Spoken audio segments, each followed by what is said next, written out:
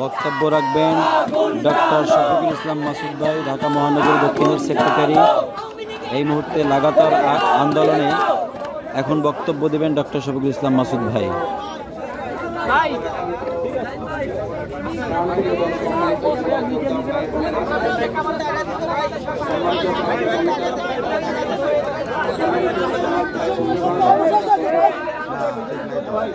মাথা দেখা যাচ্ছে ওখানে দিয়ে দেন, মাথা দেখা যাচ্ছে বেশি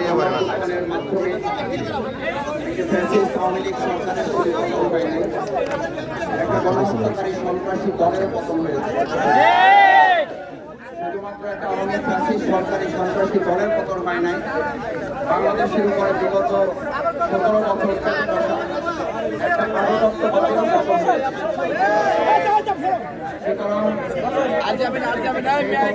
জুলাই যোদ্ধারা জীবন বাজি রেখেছে, শহীদ হয়েছে, আবু সাঈদ বন্ধুরা যারা জীবন বাজি রেখেছে তাদের উদ্দেশ্যে এবং অনুসারী এখানে যারা উপস্থিত হয়েছে তাদের সবাইকে বাংলাদেশ জামাত ইসলামের পক্ষ থেকে আন্তরিক ধন্যবাদ। এই আওয়াজ বন্ধ করেন।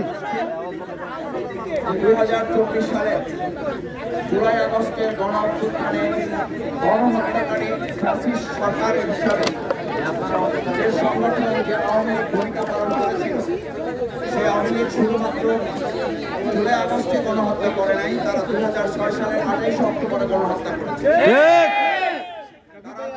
2013 সালের 5 এবং 6 মে শাপলা চত্বরে গণহত্যা করেছে। 2009 সালে 25 এবং 26 ফেব্রুয়ারি আমাদের চৌপাশ মেধাবী সৎ যোগ্য দেশপ্রেমিক 57 জন সেনা অধিকার সহ 71 জনকে হত্যা করে সেদিন তারা গণহত্যা চালিয়েছে। 2013 সালে মাওলানা দেলোয়ার হোসেন সাঈদ রাহমাহুল্লাহ ফাঁসি কার্যকর করার জন্য যে ফাঁসির রায় দিয়েছিল, মাত্র 5 দিনের ব্যবধানে 2.5 শতাধিক ছাত্র জনতাকে তারা হত্যা করে গণহত্যা চালিয়েছে। তারা গণহত্যা চালিয়েছে 2021 সালে বাংলাদেশের উপরে চেপে বসা আধিপত্যবাদ আমাদের পার্শ্ববর্তী রাষ্ট্রের সেই সময়ের সরকার নরেন্দ্র মোদীকে প্রবেশ করানোর জন্য আমাদের প্রায় 25 জন ভাইকে তারা গুলি করে হত্যা করেছে।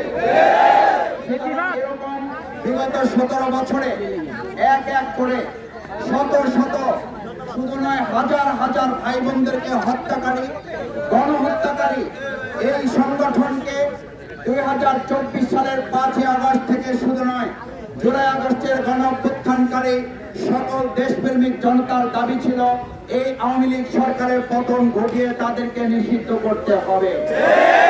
আজ এই দাবি শুধুমাত্র কোনো একটি দল বা কোনো ছাত্র জনতার কোনো অংশের নয়, এটি বাংলাদেশের সকল দেশপ্রেমিক জনতার দাবি।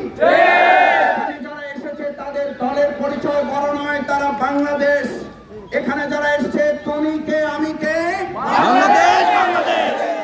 আজ বাংলাদেশ দাবি তুলেছে।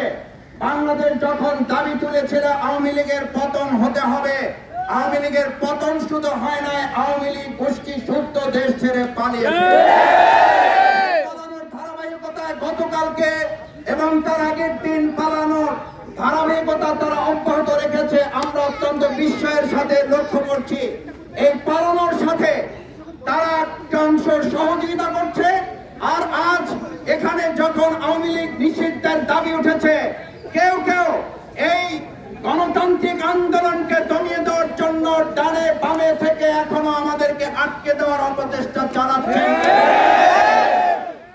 এটা ভালো লক্ষণ নয়।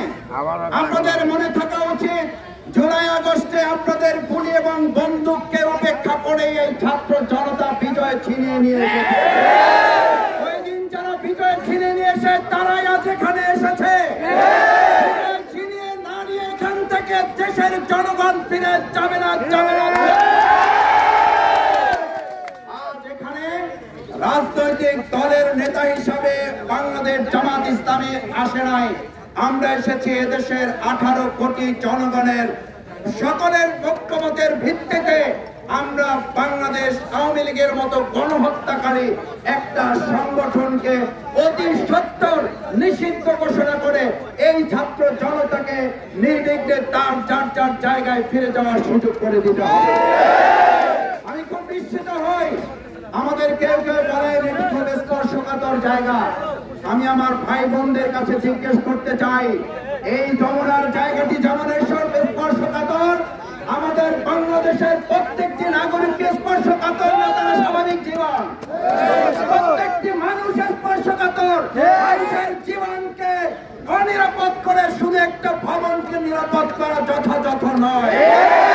পরবর্তীকালীন সরকার তৈরি করা হয় নাই, এটা ফ্যাসিস্ট সরকারের দায়িত্ব ছিল কোন একটা ভবন পাহারা দিয়ে গোটা দেশকে অনিরাপদ করে। আজ আমরা পরিষ্কার একটা কথা বলতে চাই, এটা জনগণের দাবি। জনগণের দাবির প্রেক্ষিতে আমরা আশা করব বর্তমান অন্তর্বর্তীকালীন সরকারকে যে ছাত্র জনতায় ক্ষমতায় বসিয়েছে, সেই ছাত্র জনতার দাবি করেছে অবশ্যই আওয়ামী লীগকে নিষিদ্ধ করতে হবে। আমরা আজকে দুপুর পার করতে চাই না, তার আগে সকল রাজনৈতিক দল মত নির্বিশেষে ডেকে অবিলম্বে আওয়ামী লীগকে নিষিদ্ধ ঘোষণা করে।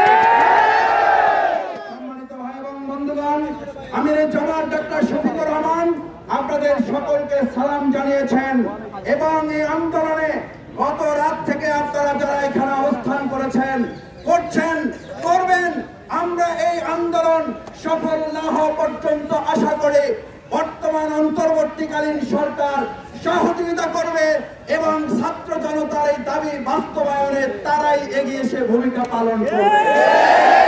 ছাত্র জনতা আবার জীবন দেওয়ার, আবার গুলির মুখে দাঁড়াক, সেটার জন্য